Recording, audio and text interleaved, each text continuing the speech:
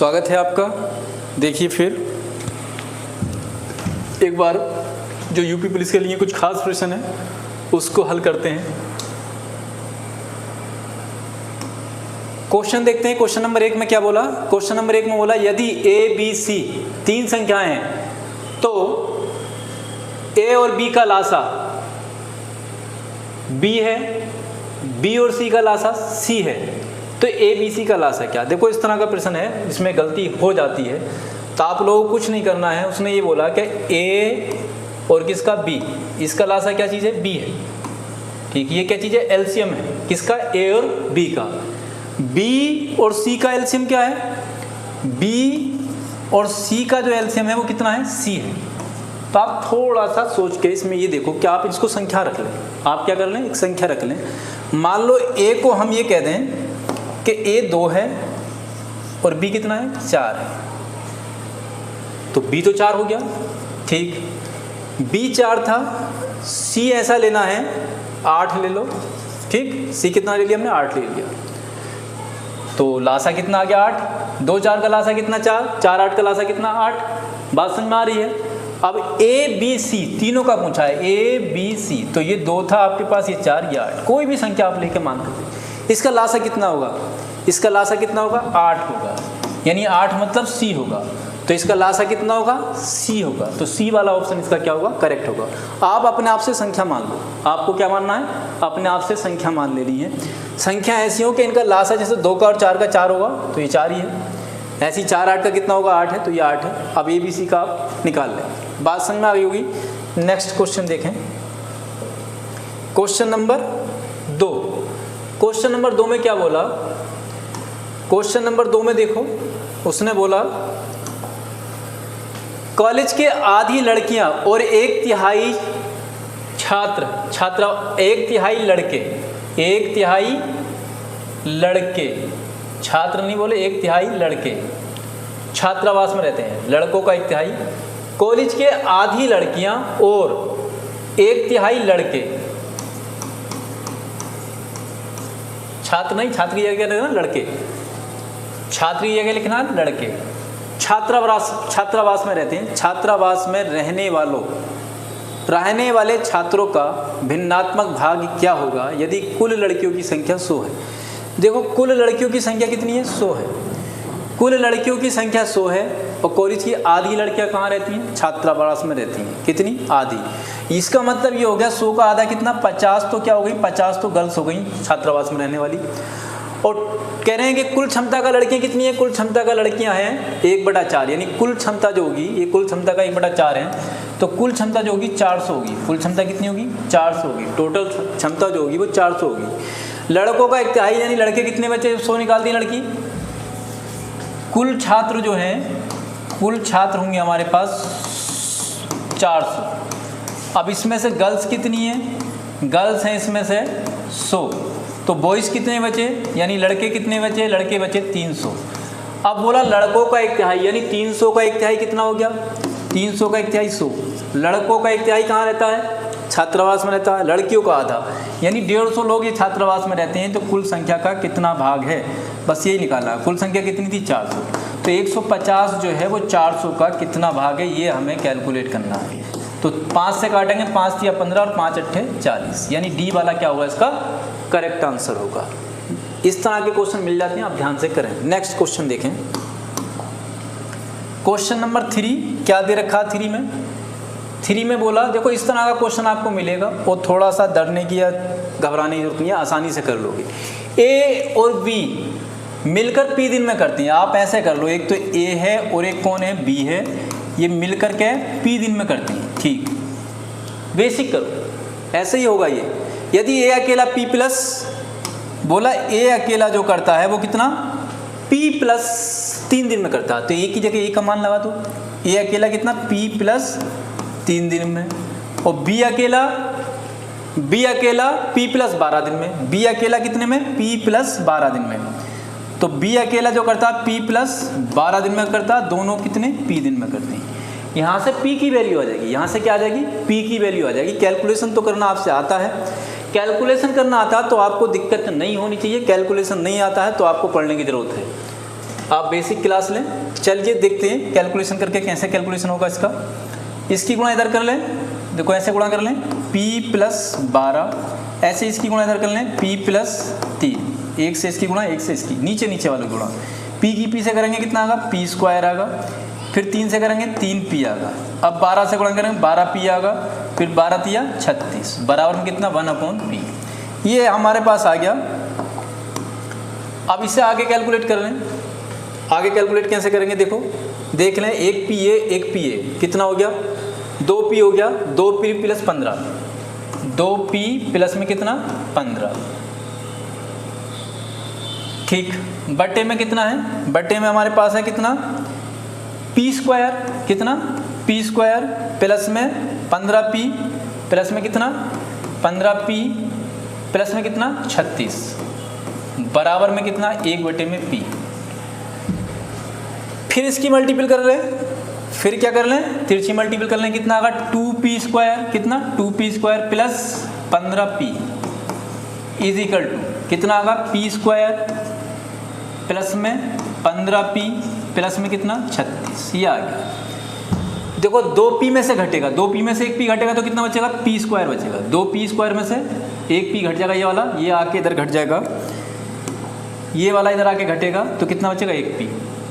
ये देखो 15p जब ये घटेगा तो ये खत्म हो जाएगा, बराबर कितना बचेगा, p² बराबर बचेगा 36, तो p बराबर कितना आ जाएगा 6 आ जाएगा, p बराबर कितना आ जाएगा 6। यही चीज़ इसने क्या किया है, पूछा है। तो कितने दिन आ जाएगा, 6 दिन, यानी इनमें से कोई नहीं।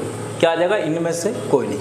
अच्छा क्वेश्चन था बेटा, इस तरह के सवाल आते हैं, पूछे जाते हैं, आपको ऐसे सवाल करने चाहिए, डरना नहीं है, करना है ऐसे सवाल। नेक्स्ट क्वेश्चन क्या है, अगला क्वेश्चन देखो क्या बोला उसने, बोला पति पत्नी और उसके बच्चे की औसत आयु 3 वर्ष पूर्व 27 वर्ष थी। एक तो पति है, 3 लोग हैं, 27 वर्ष से कब, 3 वर्ष पूर्व, यानी 9 वर्ष इसमें और जोड़ दो, तीनों लोगों की 3 और पड़ेगी, ये आज की आ गई। पति पत्नी और उसका बच्चा, 3 लोग हैं, तीनों की कितनी हो गई, 27 से गुणा कर देंगे 81, 81 और 9 कितना हो गया, 90 हो गया। ये आज की आ गई, ये क्या आ गई, वर्तमान आ गई। फिर बोला और पत्नी एवं बच्चे की औसत आयु 5 वर्ष पूर्व 20 थी। 5 वर्ष पूर्व 2 लोग हैं, कितना पत्नी है और बच्चा है, 5 वर्ष पूर्व है, 2 लोगों की 20 वर्ष है, 5 वर्ष पूर्व है, यानी 10 जोड़ दो दोनों में, 5 बच्चे में 5 माह में, तो कितना हो गया 40 50, ये कितनी हो गई 50 हो गई। अब यहाँ से पति की आ जाएगी, घटा देंगे तो पति की कितनी आ जाएगी 40 आ जाएगी, पति कितनी आ जाएगी 40, क्योंकि इसमें कौन है, इसमें शामिल है पत्नी और बच्चा, और इसमें तीनों शामिल हैं, पति पत्नी और बच्चा। जब घटा देंगे बच्चे की और पत्नी की तो पति की बच्चे की, तो पति की आयु क्या है, वर्तमान आयु 40 वर्ष से ए वाला करेक्ट ऑप्शन हो जाएगा। नेक्स्ट क्वेश्चन देखते हैं, क्वेश्चन नंबर 5। क्वेश्चन नंबर 5 में क्या बोला है, क्वेश्चन नंबर 5 में देखो छोटा सा प्रश्न है, क्या बोला, वर्ग ए का विकर्ण a + b है, कोई वर्ग है बेटा, वर्ग जानते हो इस तरीके से होता है, पर इसका ये विकर्ण दे रखा है, विकर्ण कितना दे रखा है a + b, ये दे रखा है। उस वर्ग का विकर्ण ज्ञात करें जिसका क्षेत्रफल इस वर्ग के क्षेत्रफल का दुगना है। तो पहले तो वर्ग का क्षेत्रफल देखो, तो वर्ग का जो क्षेत्रफल का फार्मूला होता है वो होता है भुजा का स्क्वायर, वो क्या होता है, भुजा का स्क्वायर, ये वर्ग का क्षेत्रफल होता है। तो पहले तो आप विकर्ण वाला फार्मूला लगाओ, जब विकर्ण दिया तो विकर्ण क्या होता है, भुजा √2 होता है, क्या होता है, भुजा √2, ये बराबर बेटा दे रखा है कितना, a + b, ये दे रखा है, यहाँ से भुजा निकलिएगी, यहाँ से भुजा कितनी निकलिएगी, भुजा निकलिएगी a + b बट्टे में √2, ये भुजा आ गई, ये क्या चीज़ आ गई, भुजा आ गई। अब क्या कह रहा है, उस वर्ग का क्षेत्रफल, पहले इसका क्षेत्रफल निकालो। क्षेत्रफल निकालने के लिए क्या होगा बेटा, क्षेत्रफल के लिए हमने बताया भुजा का स्क्वायर हो जाएगा कितना, a + b बट्टे में √2 का स्क्वायर, ये हो जाएगा, ये क्षेत्रफल हो गया। अब करें उस वर्ग का, बोला उस वर्ग का विकर्ण ज्ञात करें जिसका क्षेत्रफल इससे दुगना हो। इससे दुगने का मतलब ये हो गया कि इसका जो क्षेत्रफल है नया वर्ग, उसका क्षेत्रफल ये है a + b बट्टे में √2 का स्क्वायर का दुगना, ये क्षेत्रफल हो गया, ये क्षेत्रफल हो गया नए विकर्ण, नए वर्ग का, नए वर्ग का हो गया, नए वर्ग का क्षेत्रफल हो गया ये, ठीक। बस इसे सोल्व करना है, क्या करना है, भुजा का स्क्वायर होगा यानी इसका रूट निकालना है। इसका रूट निकालने के लिए सीधा सीधा क्या करना है, पहले तो हम इसका स्क्वायर कर लें, a + b इसका होल स्क्वायर, रूट 2 का स्क्वायर कितना हो जाएगा 2 हो जाएगा, गुणा में कितना 2 हो जाएगा, ये स्क्वायर हो जाएगा। ये कोई वर्ग है नया वाला विकर्ण v मान लो, ये b स्क्वायर आ जाएगा। वर्ग का क्षेत्रफल भुजा का स्क्वायर होता है, ये कटेगा तो ये क्या चीज़ आ जाएगा, भुजा आ जाएगी। जो भुजा आ गई इसकी भुजा कितनी आएगी नए वाले की, यानी b का मान कह दो, b बराबर कितना आ जाएगा, ये आ जाएगा a प्लस b। विकर्ण पूछा है, विकर्ण क्या होगा नए वाले का, विकर्ण होता है भुजा रूट 2, भुजा कितनी आ गई a प्लस b आ गई, बस रूट 2 इसके साथ में ऐड कर दो, ये नए वर्ग का विकर्ण आ गया। नए वर्ग का क्या आ गया, विकर्ण आ गया। ऐसा कौन सा मैच करेगा, ये वाला मैच करेगा। तो बात समझ में आ गई होगी। वर्ग का क्षेत्रफल क्या होता है, भुजा का स्क्वायर, इसका दुगुना है नए वर्ग का क्षेत्रफल है। नए वर्ग का क्षेत्रफल नए वाले की भुजा में b मान लें, कुछ भी मान लो, ये नए वर्ग का क्षेत्रफल है। तो नए वर्ग की भुजा कितनी आ गई, a प्लस b आ गई। विकर्ण क्या होता है, भुजा रूट 2 होता है, तो a प्लस b रूट 2। चलिए next question, question number 6। Question number 6 कह रहे हैं एक समकोण समद्विबाहु त्रिभुज का कर्ण, समकोण समद्विबाहु त्रिभुज का कर्ण दे रखा है जिसका क्षेत्रफल पूछा है। भाई क्या चीज़ है, एक क्या है समकोण समद्विबाहु है, समकोण समद्विबाहु है। तो आप बना लोगे समकोण समद्विबाहु में, आपको कोई दिक्कत नहीं होगी। समकोण भी है समद्विबाहु, समद्विबाहु का मतलब दोनों भुजाएं बराबर है, यानी ये भुजा भी a है तो ये भी a है, लेकिन ये कर्ण दे रखा है 18√2। तो आप इसे वैसे भी निकाल सकते हैं कैसे, a का स्क्वायर प्लस a का स्क्वायर बराबर में कितना, इसका वर्ग, यानी 18 कितना 324 गुणा में कितना है 2। ये तो हो गया, इसका वर्ग प्लस इसका वर्ग बराबर इसके वर्ग के। तो अब ये कितना आगा 2a स्क्वायर बराबर में कितना 324 गुणा में 2। इस 2 से 2 काट लो, ठीक। तो a स्क्वायर कितना आ जाएगा,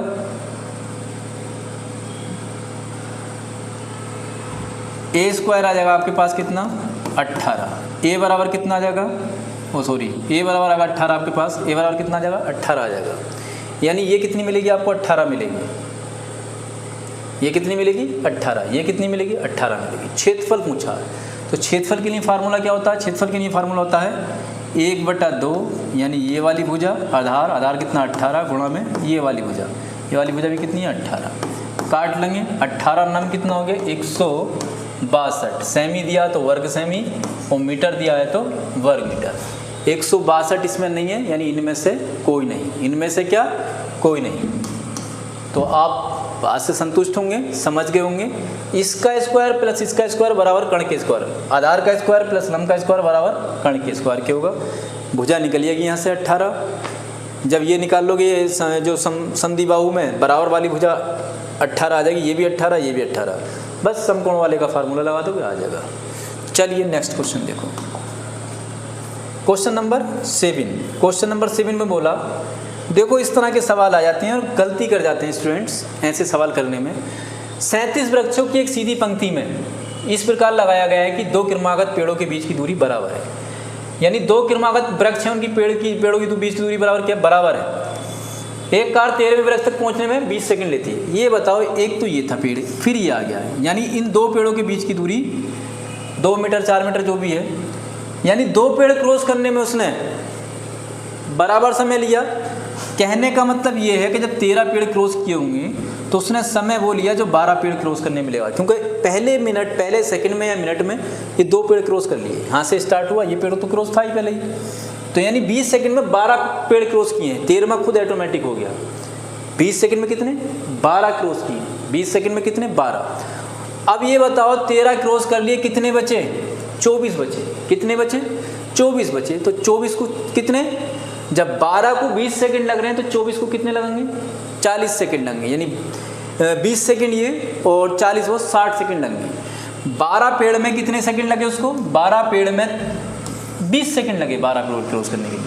फिर अगले 12 में 20 सेकंड लगेंगे, 12 और 12 24 हो गए, फिर अगले वाले में 20 सेकंड लगेंगे, यानी 20 सेकंड 20 सेकंड और 20 सेकंड 36 पेड़ पार करने में कितने लगेंगे 60 सेकंड लग जाएंगे। तो 37वां क्या था, 37वां तो ये था, यहाँ से स्टार्ट किया था, तो 37 पेड़ पार करने में कितना समय लग जाएगा 7 सेकंड लग जाएगा। बात समझ में आ गई होगी, क्योंकि पहला जब स्टार्ट किया तो पहले सेकंड में उसने 2 पेड़ ये पार कर लिए होंगे, पहला तो खुद ही पार था। तो यानी 13 13 पेड़ जो पार किए हैं, पहला पार था, कहने का मतलब ये है कि 20 सेकंड में 12 पेड़ उसने पार किए, फिर आगे 20 सेकंड में फिर 12, फिर 20 सेकंड में फिर 12, यानी 60 सेकंड लगेंगे, पूरे 37 पेड़ पार हो जाएंगे। नेक्स्ट क्वेश्चन नंबर 8 है, क्या बोला, 60 रुपये प्रति केजी वाली चीनी को 42 रुपये प्रति केजी चीनी में किस अनुपात में मिश्रित किया जाए जिससे कि मिश्रित चीनी को 56 रुपये प्रति केजी बेचने पर 12% का लाभ। 60 रुपये प्रति केजी वाली चीनी है और 42 रुपये प्रति केजी वाली चीनी है, 56 रुपये प्रति केजी वाली चीनी है, 12% का लाभ। बस इतना करना है, घटा देना है, कैलकुलेट करने के बाद में बड़ी संख्या से छोटी संख्या घटा देनी है, रेशियो क्या होगा इसका आ जाएगा। तो इतना तो आप कर लेंगे। आप सॉल्यूशन करें इसको, 56 दूनी कितना हो गया 112, 2 से काटेंगे कितनी बार 50 बार, 50 में से घटाएंगे कितना होगा 8 और यहाँ पे 10, तो कह सकते हैं 4:5, कितना 4:5, ये आंसर इसका आ जाएगा। बड़ी संख्या से छोटी संख्या घटाते हैं। चलिए अगला क्वेश्चन नंबर 9।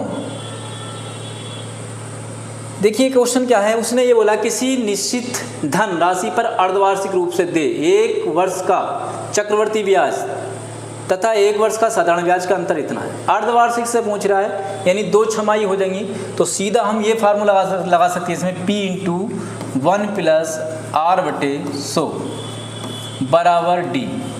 P का मान इसने पूछा है, R का मान क्या हो जाएगा, R का मान हो जाएगा इसमें, ये फार्मूला लगा सकते हैं इसमें, P × R/100 की पावर 2 बराबर में D।